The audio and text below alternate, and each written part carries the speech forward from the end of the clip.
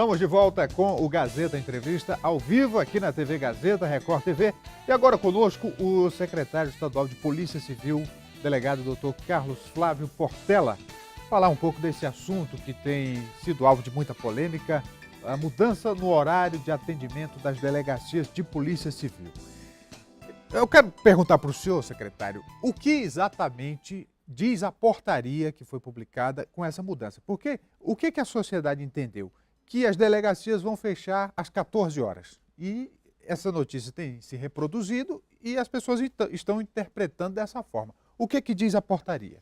Boa tarde, Rogério. Boa tarde a todos os telespectadores. Na verdade, a portaria ela é autoexplicativa, ela é bem didática.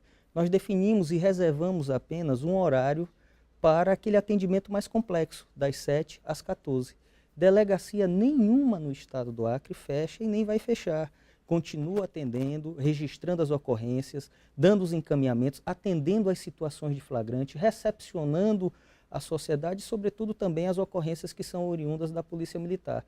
Nós apenas, no princípio da transparência, estabelecemos um horário onde a gente garante que de 7 às 14 nós vamos ter uma equipe completa de policiais, não só para fazer aquele atendimento primário, que se resume apenas ao registro de ocorrência, mas, sobretudo, para que a gente possa dar aquele atendimento mais complexo, mais amplo, onde a pessoa repassa, recebe informações, onde ela é tomada a termo as suas declarações, enfim, onde tem uma gama de serviços que vai estar toda a equipe ali voltada para atendê-la. Então, como é que vai se diferenciar uma coisa da outra? Por exemplo, alguém que foi assaltado às 16 horas e quer ir prestar uma queixa na delegacia, vai poder fazer isso? Continua prestando. Lá na Divisão de Investigação Criminal tem a Delegacia de Repressão e Combate a Roubo e Extorsões, a DECORE, e vai recepcionar esse registro normalmente. Só que a equipe de delegados, junto com os demais membros sob o seu comando, agentes, escrivães, podem estar lá na delegacia após esse horário, né, prestando, realizando intimações, relatando inquéritos, representando por prisões, como pode estar na rua, que é o nosso ambiente de trabalho, onde o local do crime, no local onde o crime está ocorrendo, o delegado coordenando operações e trabalhando de maneira bastante proativa. Delegado, tem algumas perguntas chegando aqui dos telespectadores e elas são sobre o mesmo assunto. O James Reis está vendo a gente, obrigado pela audiência, James, obrigado pela participação. Ele pergunta: gostaria de saber do secretário a opinião própria dele, se realmente concorda com essa mudança. O Marcos Soares, que também está vendo a gente, obrigado, Marcos, pergunta a mesma coisa sobre a mudança, se não deveria ter sido feita uma consulta à população. Como é que o senhor vê essas perguntas, né? Essa opinião dos telespectadores? Agradecer aí a pergunta. Na verdade, é sempre bom a gente esclarecer que o trabalho policial, sobretudo da Polícia Judiciária, é ininterrupto. O trabalho do policial civil é em tempo integral e de dedicação exclusiva.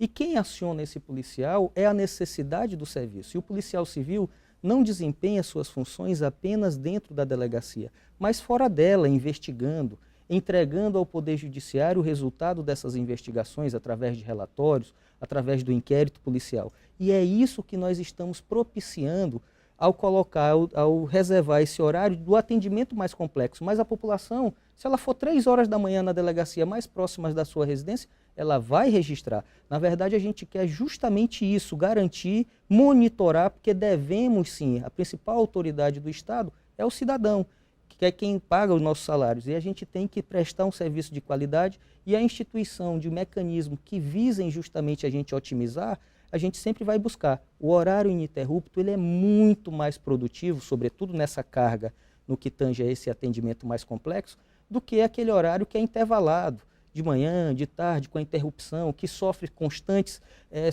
solução de continuidade, a gente não consegue ter essa solução de continuidade, e o ininterrupto é muito mais produtivo. E no mais, o policial ele vai estar na rua após esse horário também, concomitantemente, e após esse horário ele vai estar na rua trabalhando e investigando. Risco, secretário, de repente algum servidor, o próprio agente, querer usar isso como forma de não cumprir determinada tarefa? Não, agora encerrou o horário dessa tarefa, então aqui não vai ser mais feito, só amanhã? Na verdade, como eu bem falei, dentro da lei orgânica nossa, dentro do nosso contrato de trabalho que prestamos com a própria sociedade e o Estado, o policial civil ele desempenha a sua função em tempo integral. ele é sujeito a convocações extraordinárias de acordo com o serviço. Não à toa a gente vê a Polícia Civil não só investigando, mas prestando o apoio, quando requisitado pelos órgãos de origem, sobretudo a Polícia Militar, auxiliando aí na questão da visibilidade, trabalhando em conjunto, vendo os pontos que merecem alguns reforços e aproveitamos, e quando fazemos isso, também já fazemos levantamentos de indivíduos que estão trazendo problema naquela sociedade, naquela comunidade. Então, a Polícia Civil, na rua, consegue efetivamente também fazer esse atendimento ao público e trazendo também para a sociedade essa sensação, não só a sensação, mas a efetiva tranquilidade e segurança pública. Mudar um pouco de assunto, mas sem sair do contexto, tem uma pergunta aqui do Jeff Maia, que está vendo a gente. Obrigado pela audiência, Jeff. Fala o seguinte, o que o senhor acha do papel do judiciário? E ele contextualiza, né? A polícia prende e a justiça solta. É essa frase que a gente está acostumado a ouvir. Aí tem toda uma questão legislativa, enfim. Mas como é que o senhor vê essa questão que a sociedade tem questionado, né? Essa dinâmica? Ou seja, a polícia prende e a justiça solta. O Poder Judiciário e o próprio Ministério Público são parceiros, né? Sempre auxiliando a Polícia Judiciária e são, a exemplo da própria Polícia Civil e das demais forças que compõem o Sistema Integrado de Segurança Pública, reféns dessa lei.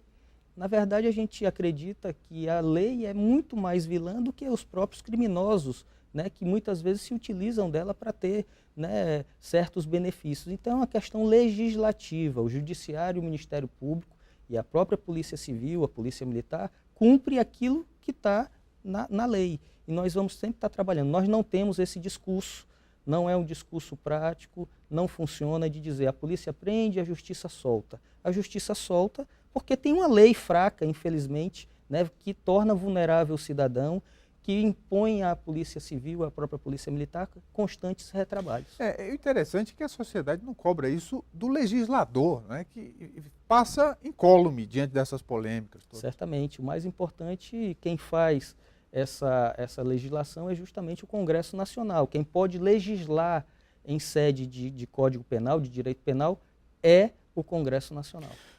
Secretário, vamos agora aos números da violência, né? A gente tem acompanhado essa evolução e o crescimento, a diminuição. Nesses últimos dias, alguns casos de homicídio chamaram a atenção. Como é que o senhor avalia essa forma de se medir, né? Porque tem a questão da sensação de segurança, que é psicológica, e tem os números que é um dado frio ali que, de repente, pode não influenciar na sensação de segurança. Justamente, mas a segurança pública, né, através de todos os seus órgãos, sempre divulgam esses números com bastante clareza, né? Recentemente instalamos até um boletim que é diário e semanal, onde a gente comunica, né, todas as ações. Os órgãos de segurança são protagonistas e devem sim estar comunicando. E é lógico que quando os números estão um pouco mais altos, há uma necessidade de uma intervenção maior, sempre de uma união de esforços com todas as instituições. E tudo isso também, Rogério, é fruto das nossas fronteiras, né? As fronteiras estão aí abertas. Nós estamos fazendo bom combate, temos feito a nossa parte aqui dentro dos limites territoriais. E na fronteira, depois que entra a droga, depois que entra a arma, depois que fica cruzando os criminosos aí é mais complicado de você fazer esse combate aqui dentro e acaba recaindo sobre as forças estaduais. É lógico que isso impacta em crimes de homicídio, em assaltos e até mesmo no tráfico de drogas. Tem uma última pergunta aqui do telespectador, é o Bruno Lins. Boa tarde, Bruno. Obrigado pela audiência, Bruno. Ele pergunta sobre o concurso, né? Quando que a Polícia Civil vai dar continuidade ao curso de formação dos aprovados, eventualmente convocar alguns que ainda não foram convocados? Tem previsão, secretário? A previsão é a Lei de Responsabilidade Fiscal que vai nos autorizar, né? O governador nos cobra muito, é o primeiro a estar cobrando para chamar, mas a gente tem uma imposição legal que é a Lei de Responsabilidade Fiscal. A partir do momento que a gente Mas consiga... quando o concurso foi feito, isso não foi observado, secretário? Sempre é observado, né? Sempre é observado. O que há são as diminuições dos repasses constitucionais. Sim. E isso impacta na hora de você fazer a avaliação, né, da Lei de Responsabilidade Fiscal, que é tudo aquilo que o Estado recebe da União. E isso tem afetado, porque os repasses têm caído, né, ano após ano, mês após mês, tem tido um decréscimo. E isso influencia naquela política orçamentária que você fez o planejamento. Ademais, né, o nosso efetivo, nós tivemos aí muitas aposentadorias e aposentadorias de pessoas que ingressaram no serviço público em meados da década de 80. Então nós passamos também um pouco essa dificuldade no que tange a isso. Muito bem, conversei aqui com o secretário estadual de Polícia Civil, delegado Dr. Carlos Flávio Portela. Muito obrigado, secretário. Muito obrigado pelo espaço também, Rogério. Vamos ao intervalo comercial, daqui a pouco voltamos ao vivo aqui no Gazeta Entrevista. É só um instante, continue com a gente.